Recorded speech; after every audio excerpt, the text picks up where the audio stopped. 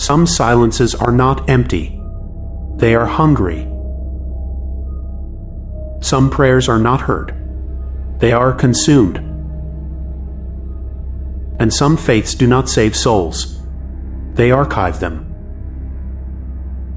This is the final testimony of a man who learned that the most devout hunger is for the noise inside our own heads.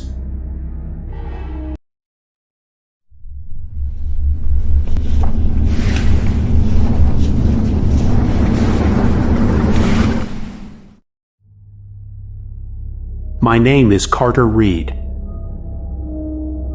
and I no longer trust the quiet between heartbeats. There is a bend in the Nisqually River in Washington where the water runs black beneath the cedars.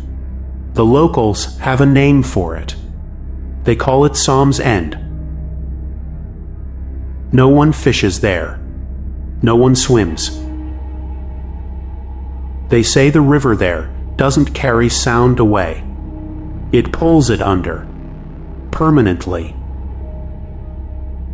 In the winter of 1994, a theology student named Ezekiel Marsh came home to Psalm's End. His bus dropped him off at dusk. He was never seen again. They found his coat, folded neatly on the bank, his boots beside it, laces tied. The official report called it a disappearance, an assumed suicide. But his mother, years later, her voice was frayed to a thread when she told me the truth. She said, the last time she saw him, he was trembling. He said, they opened their eyes. They told me I was off-key.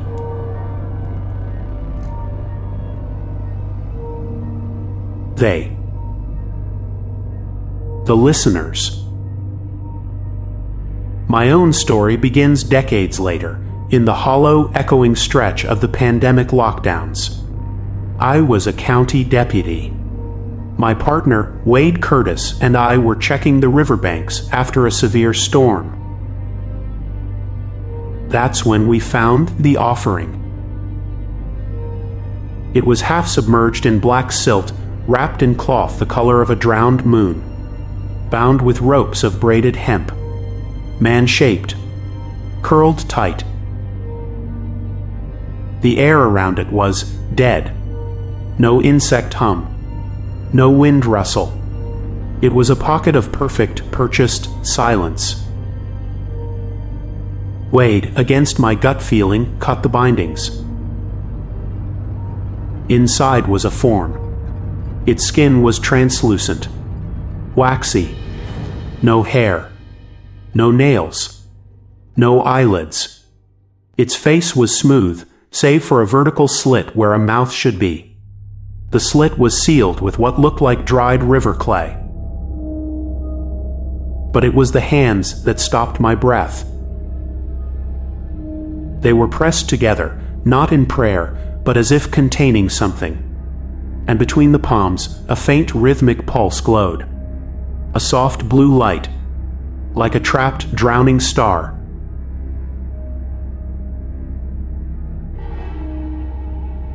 Dispatch told us to hold fast. Help was hours away. Wade retreated to the cruiser, his face the color of ash. I was left alone with it. And then, the clay seal over its mouth dissolved. It didn't crumble. It was sucked inward. The slit opened. No breath came out. Instead, the air warped. It pulled toward that dark opening. My own breath hitched in my throat, tugged from my lungs. The light between its palms flared, bright and desperate. And a voice spilled out. Not from it. From me. My own private thoughts, harvested and played back in a cold, flat, toneless echo. I'm afraid I don't believe anymore, Mother.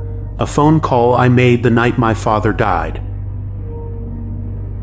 God feels like silence sometimes, written in a journal I later burned.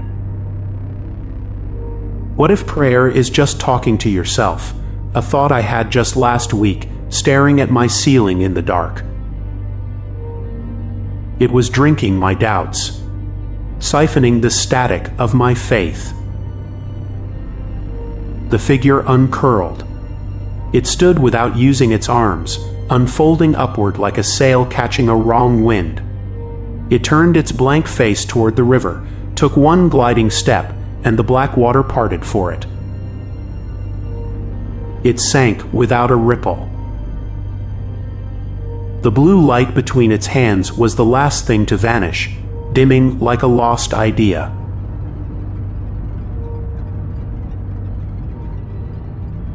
Wade saw only the empty cloth. The sheriff's department found nothing. They wrote it up as environmental fatigue, a stress-induced hallucination. I wrote my resignation. But the silence I absorbed that night, it never left. It took root. My home grew quiet. Clock stopped.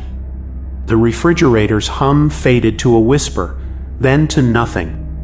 I began to wake in the night feeling heard, not watched, listened to, as if something were standing just outside the walls, drinking the sound of my sleep, my breath, the faint electric hum of my fear. The dreams began. They weren't dreams. They were rehearsals. I'd see them, the listeners, lined along the riverbank. They would lift their hands, palms out, and I'd feel a gentle, insistent suction on my thoughts, my memories, the unspoken words clotting my throat. I'd wake up mute, my jaw aching, my mind feeling scoured, hollow, quiet. I started digging. I found fragments. A 19th century cult called the Stillness. They believed human doubt was a spiritual noise, a static that drowned out the voice of God. Their ritual, the quieting, didn't kill the sinner. It preserved the sin, the doubt, the fear, the questions. It sealed them in a silent vessel, a chalice of absence. And they would sink it in sacred water to mute the noise of the soul forever.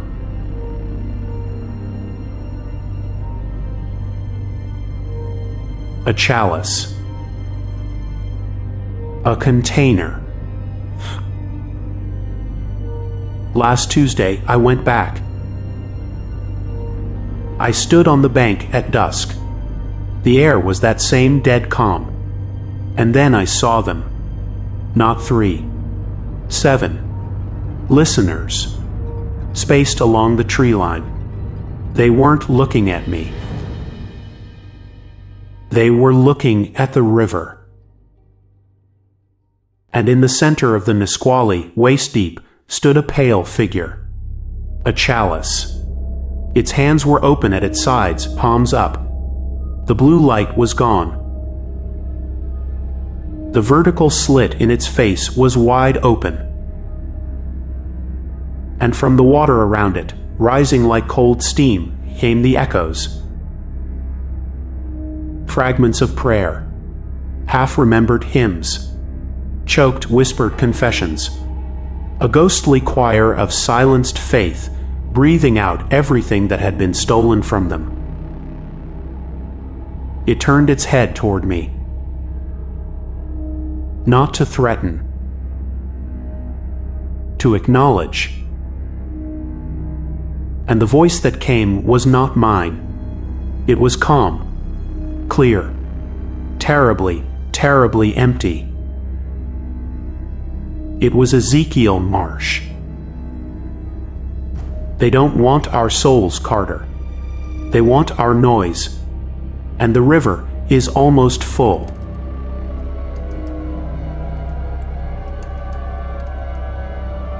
I ran. I am still running. Or so I need to believe. But here is the truth I have been avoiding.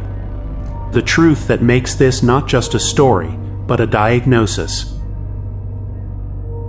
After the river, after the dreams, I went to a doctor, an ENT specialist. My ears had begun ringing with a high, pure tone, a single, unwavering note. I thought it was stress. The doctor looked into my ears. His face changed. He showed me the digital scan. In the cavity of each of my eardrums, embedded not in the flesh, but in the very resonance of the bone itself, was a faint phosphorescent symbol. A cross, with its vertical lines severed and curled inward upon itself. The same symbol from my research. The mark of the stillness. The mark of a successful quieting. He called it acoustic crystallization. He said it was impossible. He asked me, "What have you been listening to?" I didn't tell him. I already knew. The listeners didn't just show me the chalice that night on the bank. They initiated me. The ritual doesn't require your consent. It only requires your presence, your attention, your fear. The moment that thing opened its mouth and drank my doubts, the process began. My own faith, my noisy, ragged, doubting faith, was the catalyst. My silence is the vessel. The ringing in my ears isn't tinnitus. It's the filling. I am not being hunted. I am being prepared. Every quiet moment, every stolen doubt, every prayer I can't bring myself to finish, it all goes into me. Into this silent human chalice I am becoming. And when I am full, when the ringing finally stops, that is when they will come to take me to the river, not to drown me, to empty me, and to begin again.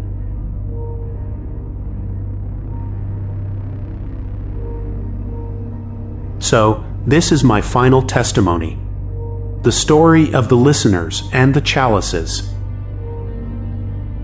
It is not a ghost story.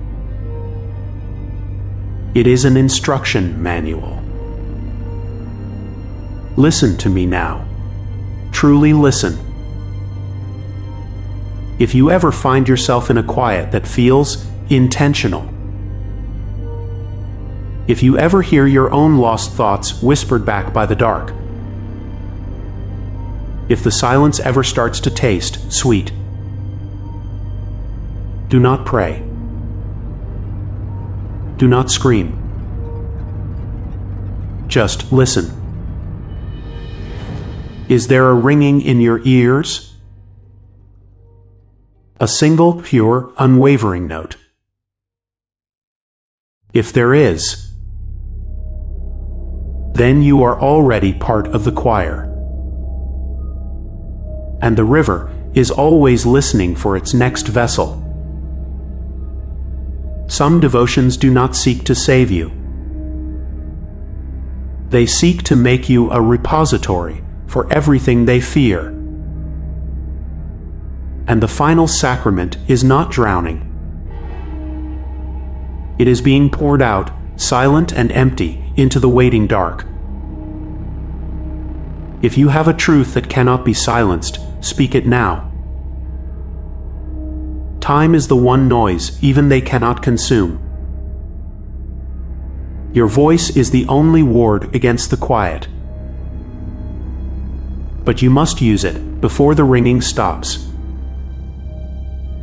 Until next time, may your doubts remain your own. And if your own silence ever speaks to you, if you have a story the world needs to hear before it's too late, we are listening. Share your story with us. Your voice might just be the warning someone else needs.